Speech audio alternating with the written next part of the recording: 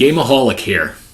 Playing these games and getting a migraine, turning them into dust like Thanos from Endgame. These games are so tough they can't be beat, but it's always entertaining, so have a seat.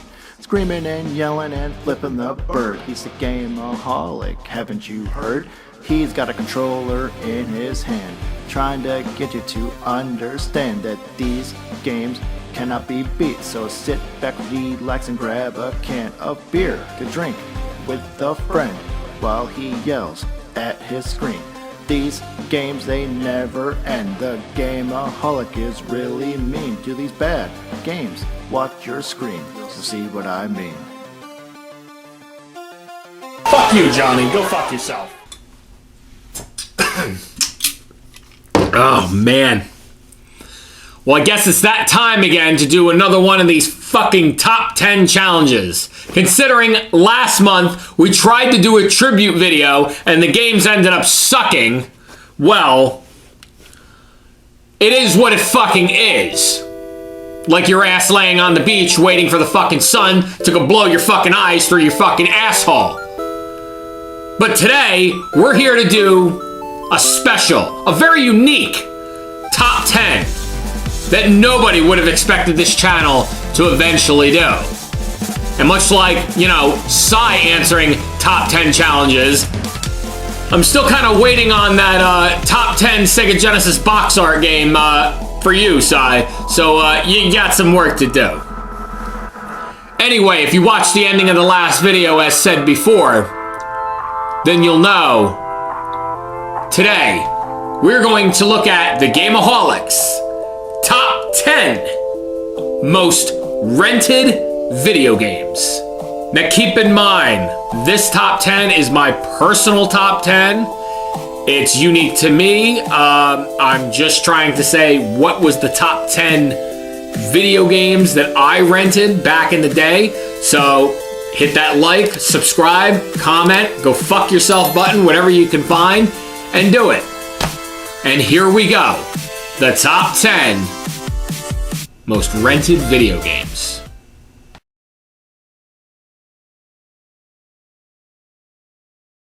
Coming in at number 10, Super Mario All-Stars for the Super Nintendo. A game released by Nintendo in July of 1994. Now the game more or less needs no explanation. It is basically a graphical upgrade of Mario 1, Mario 2, Mario 3, and also another game known as the Lost Levels. And for all of you that know what the Lost Level is, I don't need to sit here and explain it to you. It's the game that we should have gotten as Mario 2, but the creators thought it was too much like the original, so they only released it in Japan, but we ended up getting a Mario 2 that was a rehashing, retextualizing version of fucking Doki Doki Panic, and that's for another time. The reason that this game is number 10 on my list is back in the day, I didn't have an NES. I didn't get the original Nintendo in my possession myself until the late 90s, early 2000s. So I didn't get to play Super Mario All-Stars was actually the first one I got to play. I backtracked to play the 3 on the NES. And this was one of the games that I would always rent from Palmer Video back in the day. And that's why it made this list, because it has a nostalgic pastime with myself. Coming in at number 9, I finally am glad to talk about this one. Final Fantasy VIII. Released by Squaresoft on September 9th, 1999. Now, how the fuck could anybody forget that kind of date? By now, you should all know this. It follows the story of Squall Leonhardt, who is basically an orphan who has his memory more or less wiped clean from these guardian forces or Aeons, whatever the fuck you want to call them in Final Fantasy, and is placed in Balam Garden, where he is a student for a missionary called Seed. Now, I'm not going to get into the whole tactical reason, turn-based RPG of the game. You know how the game is played. I don't really want to spoil anything for you.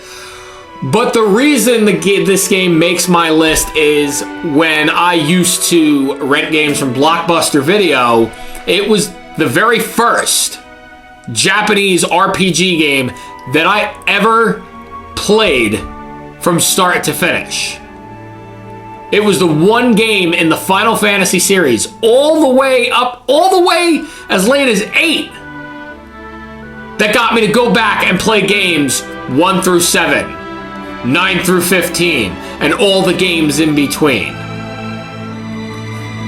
A lot of people like to come down and shit on Final Fantasy VIII because of the junctioning system and the Guardian Forces. For those people, I say, go fuck yourself and don't play it. The game has been remastered, and the game is fucking immaculate. So for anybody who's used to playing Final Fantasy VII, Final Fantasy IX, don't miss the game in between. Check out Final Fantasy VIII. It's a love story. Deal with it. Coming in at number 8. Now, some people might call this cheating. I look at it as it's my channel and you can cheat on my balls with your tongue.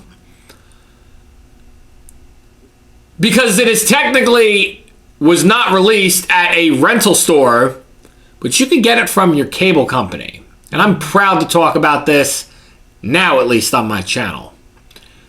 Coming in at number 8, the Sega Channel.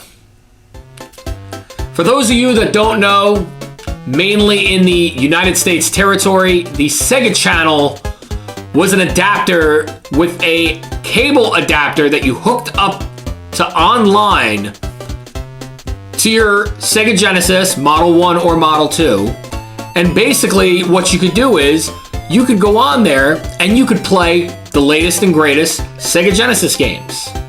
Yes, it did only last a few years for a short time, but this was how I really got into fucking playing the Sega Genesis.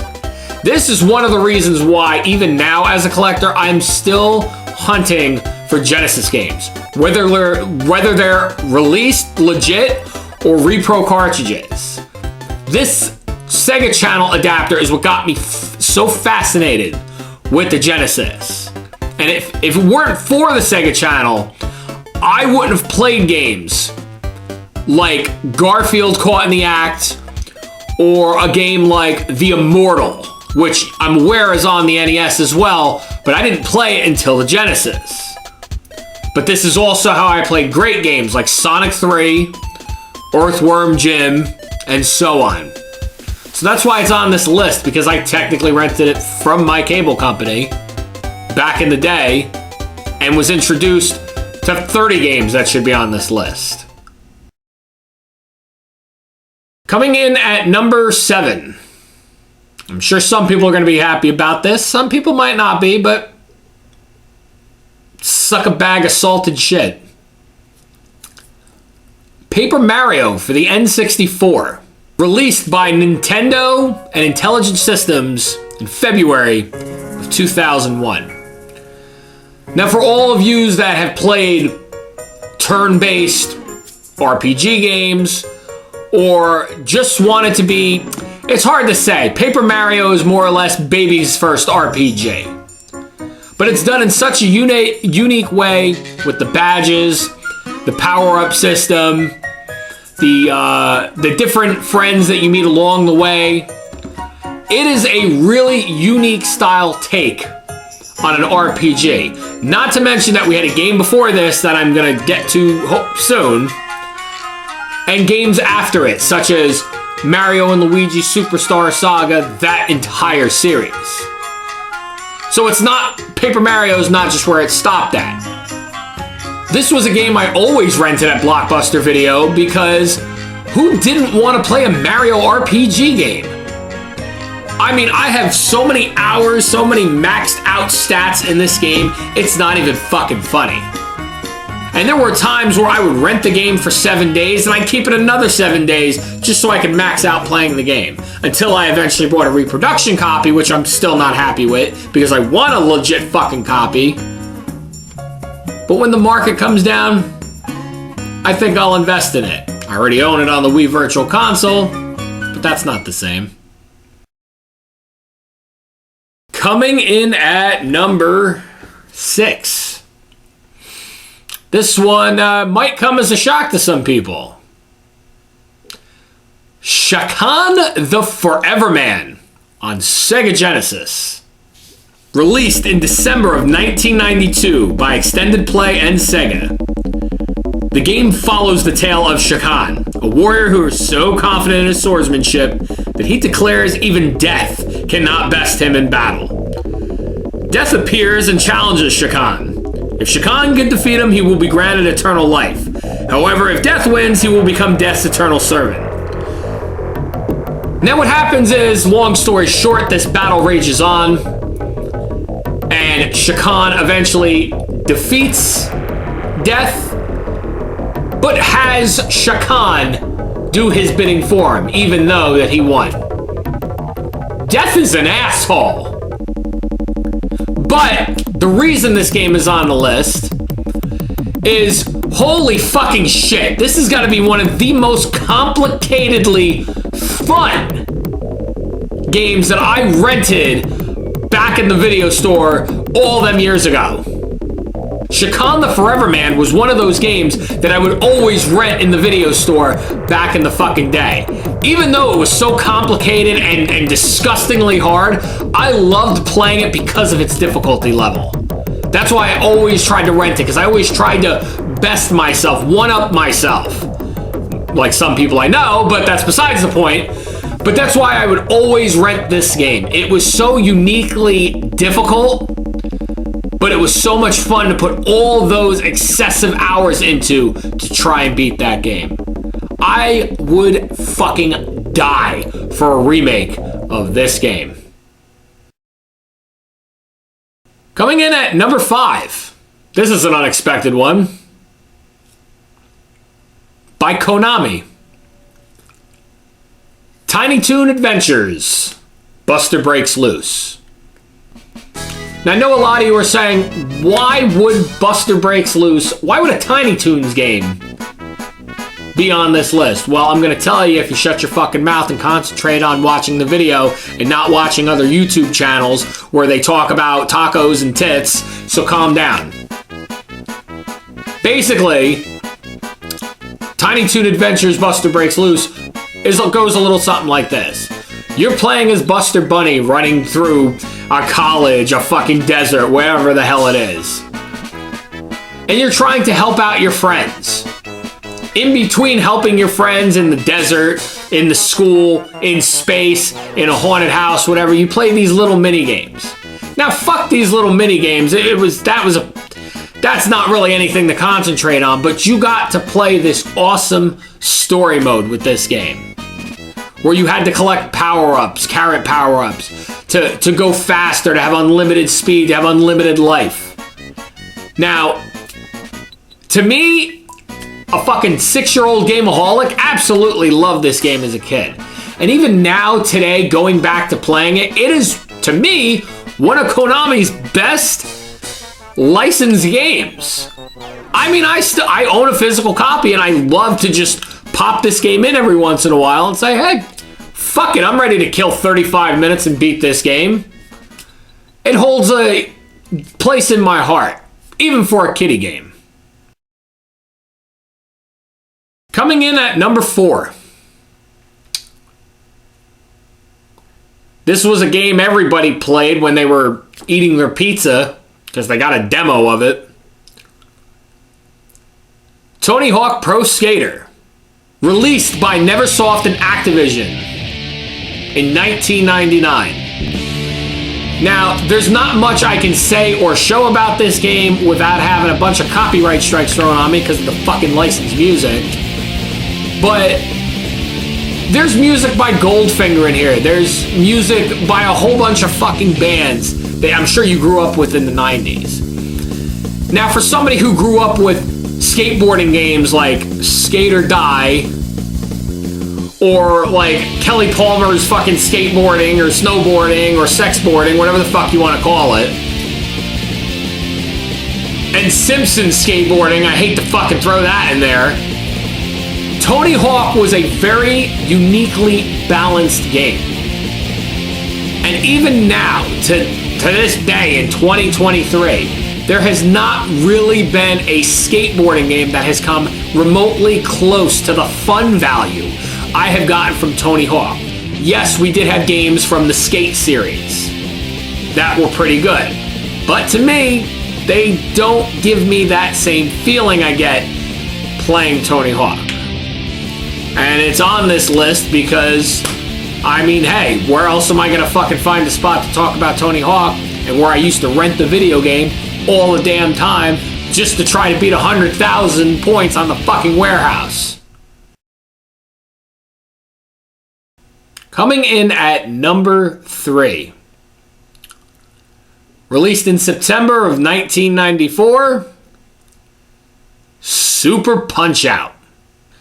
Now, for all you know that have played the Punch-Out series, you know that this is a sequel to Punch-Out on the NES. Super Punch-Out was an absolute fucking amazing game to have for the Super Nintendo. Between fighting Ball Bull, Piston Hurricane, Dragon Chan, all the new characters you fought and played against in this version. Making it more simplified, if you ask me, I prefer it over the original Punch-Out game. This was a game I rented all the friggin' time. I used to go over to my aunt's house and play the game because my cousin owned a physical copy of this game, and we would just go nuts and play it for hours. Years later, I would eventually get it on the Virtual Console, but even years after that, I would find it at the flea market for $3 fucking to put in my collection permanently. And that's why Super Punch-Out has made the list. Coming in at number 2. Now, a lot of people are going to say, why isn't it number 1? Well, number 1 is hard to say.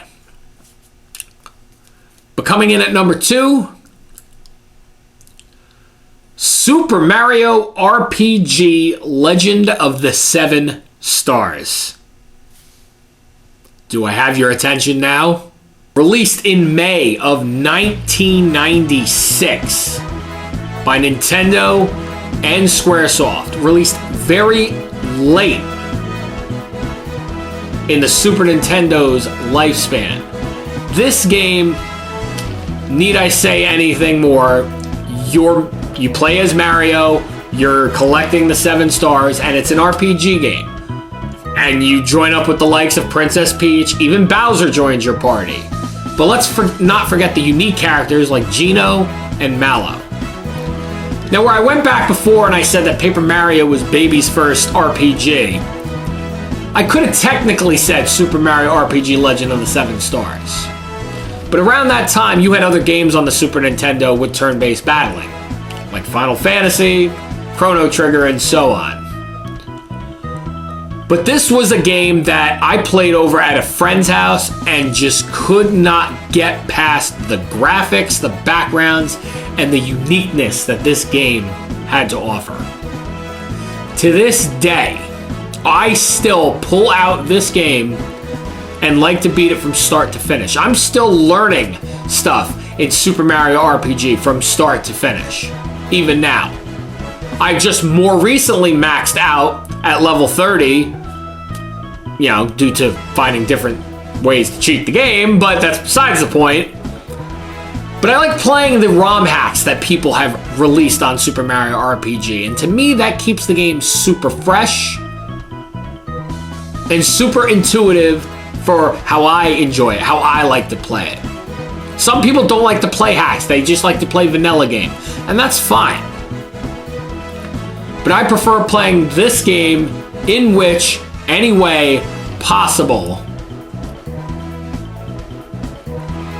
because it is one of the absolute greatest games that I've rented of all time.